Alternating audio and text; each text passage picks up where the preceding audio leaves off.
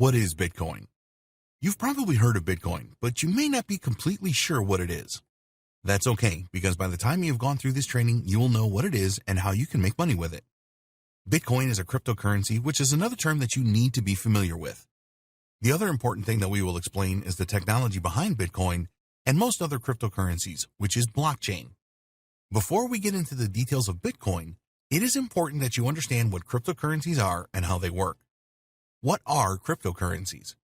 In basic terms, a cryptocurrency is a medium for exchange online. A cryptocurrency has a number of cryptographical functions which are there to support financial transactions. Most cryptocurrencies use the blockchain technology platform, more on this a little later, as it offers immutability, transparency, and decentralization. Cryptocurrencies are not controlled by any central powers, not yet at least.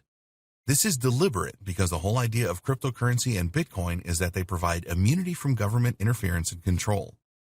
A cryptocurrency can be transferred from one person to another by using public and private keys. There are minimal processing fees involved with cryptocurrency transactions, which are a part of their appeal. Usually, financial institutions have high charges for any monetary transactions. Cryptocurrencies were invented by accident.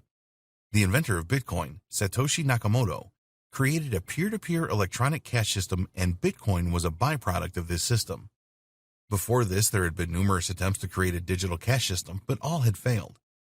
The key to the success of Nakamoto's system was that it provided a decentralized financial network rather than the established centralized system.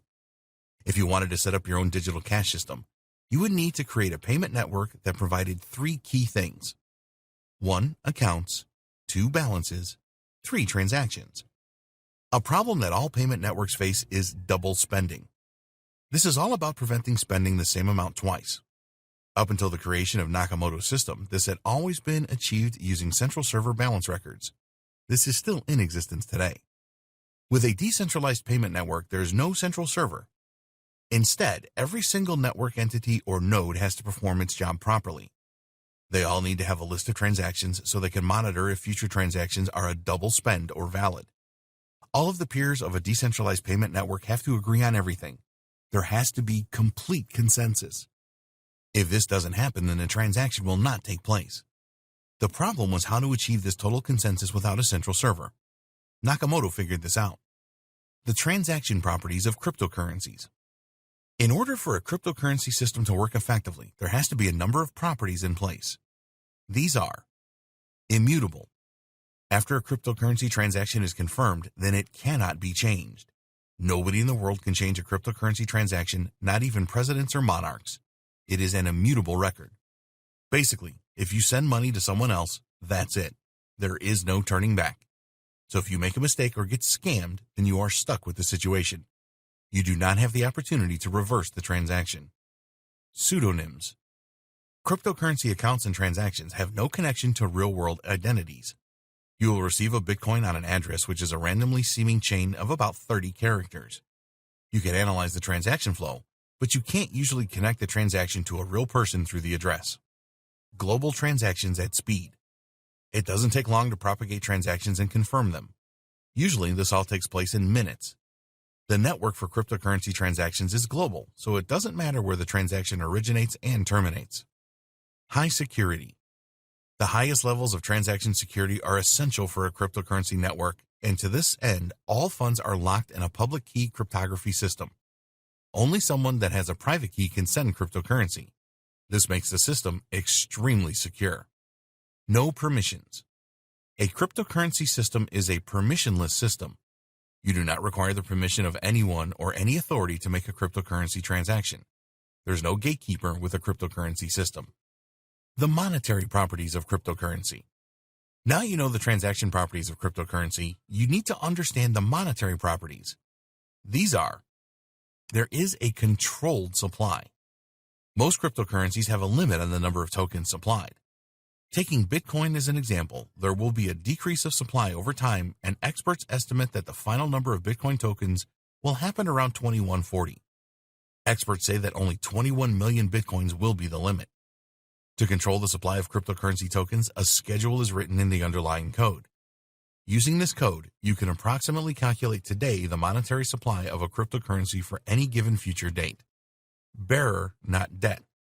With conventional or fiat money underwritten by a government, the bank account you hold is created by debt.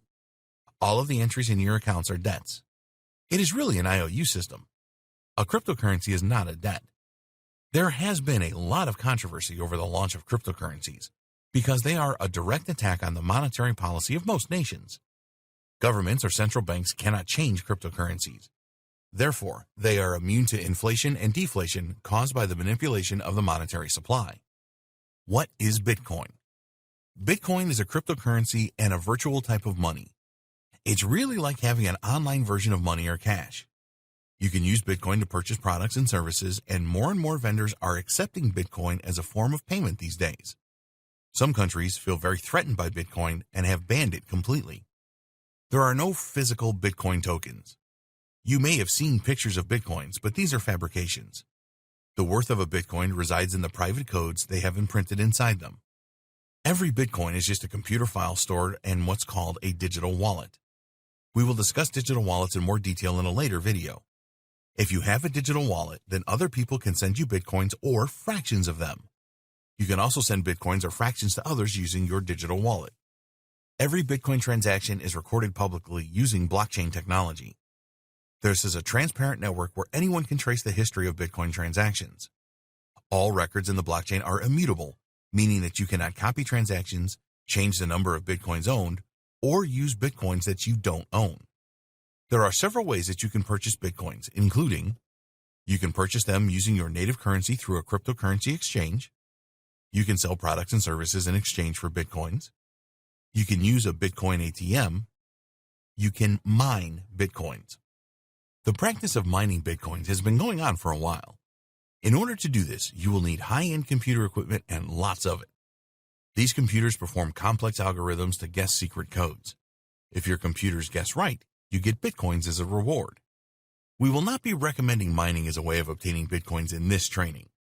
There are only a limited number of Bitcoins, so the process of mining is now incredibly complex.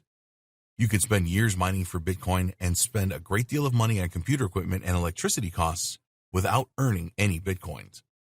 You may be wondering why Bitcoins are so valuable.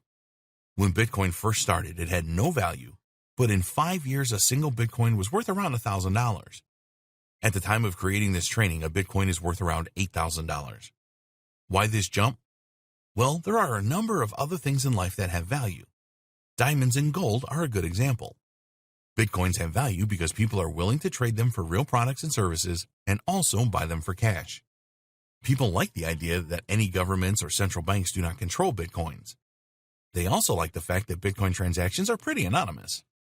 Yes, there is a record of all Bitcoin transactions, but very few include real-world identities.